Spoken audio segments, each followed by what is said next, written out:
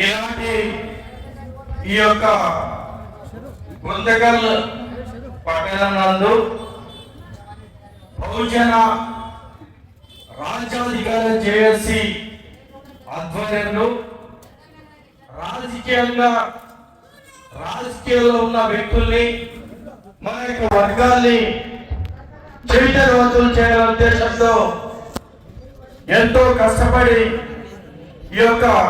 బహిరంగ సభను ఏర్పాటు చేసినటువంటి పెద్దలందరికీ మరి ముఖ్యంగా మా అన్న సభాధ్యక్షులు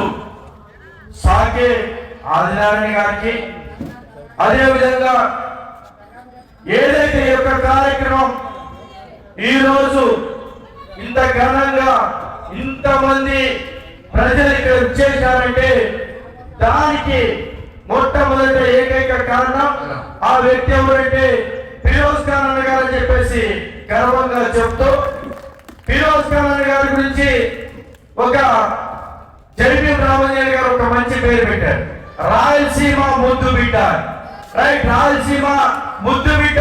ఫిరోజ్ ఖాన్ అన్న గారికి ప్రత్యేకంగా నా యొక్క ధన్యవాదాలు తెలియజేస్తూ, మరి ముఖ్యంగా వేదిక మీద ఆసినటువంటి పెద్దలకి, వేదిక ముందు కూర్చున్నటువంటి పత్రిక మరి మీడియా సోదరులకి, అదేవిధంగా నా అక్కచెల్లెలకి, నా అన్నదమ్ములకి, అదేవిధంగా నా జాతి రక్త బంధువులందరికీ నా యొక్క ఉత్తమ నమస్కారాలు తెలియజేస్తా ఉన్నాం. ఈరోజు మరి ముఖ్యంగా స్వతంత్ర భారతదేశంలో రాజకీయ చర్చలు మాట్లాడితే, రాజకీయాల గురించి మాట్లాడుకుంటూ వస్తే ఆనాడే డాక్టర్ బాబాసాహెబ్ అంబేద్కర్ గారు ఒక మాట చెప్తా ఉంటారు, అంతిమంగా నీ చేతిలో పవర్ ఉంటే కొన్ని వేల మందికి నువ్వు సాయం చేయొచ్చు, నీ చట్టాలు నీ చేతిలో ఉంటే ఎంతమందికైనా సాయం చెప్పే గొప్ప మౌనతకి డాక్టర్ బాబాసాహెబ్ అంబేద్కర్ గారు. అదేవిధంగా ఈరోజు మనం మాట్లాడుకోవాల్సి వస్తే రాజకీయాల్లో ఉన్న వ్యక్తులు, ముందుకు వెళ్ళే వ్యక్తులు ఎవరైతే ఎస్సీ, ఎస్టీ, బీసీ, మైనారిటీ వర్గాలు ఉంటాయో ఈ యొక్క వర్గాల్ని చైతన్యం చేయడానికి మన ప్రయత్నం చేస్తా ఉంటే రాజకీయాల్లో ముందు వ్యక్తులు చాలా మంది ఏం చేస్తా ఉంటారు, అక్కడ కుటుంబాన్ని మా యొక్క వర్గాల్ని తొక్కడానికి ప్రయత్నం చేస్తున్నారు. కానీ మేము చెప్పేది ఒకటే, ఏది ఏమైనా మేము తప్పనిసరిగా మా యొక్క వర్గాల్ని చైతన్యం చేస్తాం. ఎస్ఎస్టీ, బీసీ, మైనారిటీ వర్గాల్ని రాజకీయంగా పైకి తీసుకొచ్చేంత వరకు, చైతన్యం చేసేంత వరకు కూడా ఖచ్చితంగా వెనుకడి వేసే ప్రసక్తే లేదని తెలియజేస్తూ, జైబీ రామన్ గురించి ఒక 2-3 మాటలు మాట్లాడడం ఎక్కడే కానీ తగ్గకుండా అల్పైగా పోరాటం చేసినటువంటి జైబీ రామన్ కానీ, ఫిరోజ్ ఖాన్ కానీ, సాకే ఆదినారాయణ కానీ, శ్రీరామన్ గారు దాదాపు 30 ఏళ్ల పాటు ఉద్యమాల్లో పాల్గొంటూ 30 ఏళ్ల పాటు దాదాపు ఇక్కడ ఎన్నో ప్రాంతాలకు కూడుకొని, ఎన్నో సమస్యలు కూడుకొని ఈ రోజు అందరి కోసం కష్టపడుతున్నటువంటి శ్రీరామన్ గారికి నాకు ప్రత్యేకంగా నాకు ధన్యవాదాలు తెలియజేస్తా ఉన్నాం. మరి ముఖ్యంగా మనం మాట్లాడుకోవచ్చు వస్తే, రాజకీయ చైతన్యం గురించి మాట్లాడుకోవచ్చు వస్తే, సింగల్ వల్ల ఒక ప్రాంతం ఉంటుంది. ఇప్పుడు ఎమ్మెల్యే అక్కడ, ఆమె ఒక ఎమ్మెల్యే, ఆమెకు సంబంధించిన ఒక టూరిస్ట్ కమిటీ ఇబ్బంది పెడతా ఉంటే మేము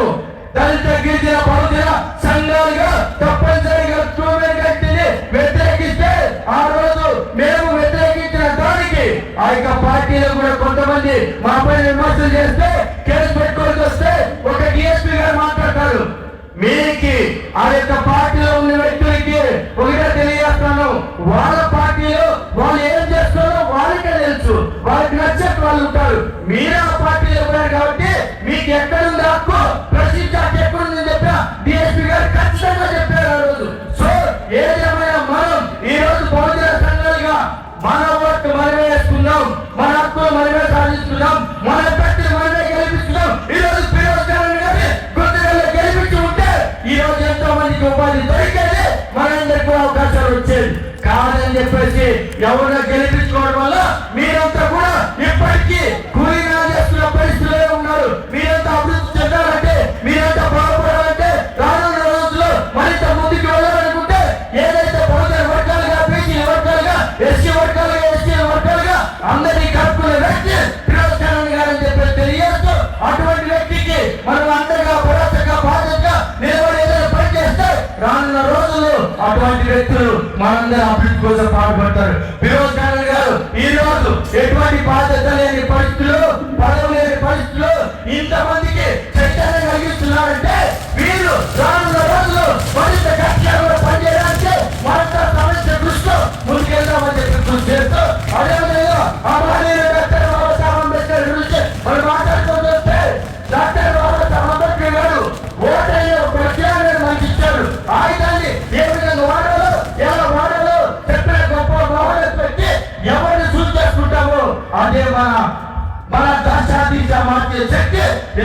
చేస్తున్నాను తెలియజేస్తూ ఏది ఏమైనా సరే బహుజన రాజ్యానికి కానీ భీమసేన కానీ జగన్ రామచంద్రన్ కానీ ఖచ్చితంగా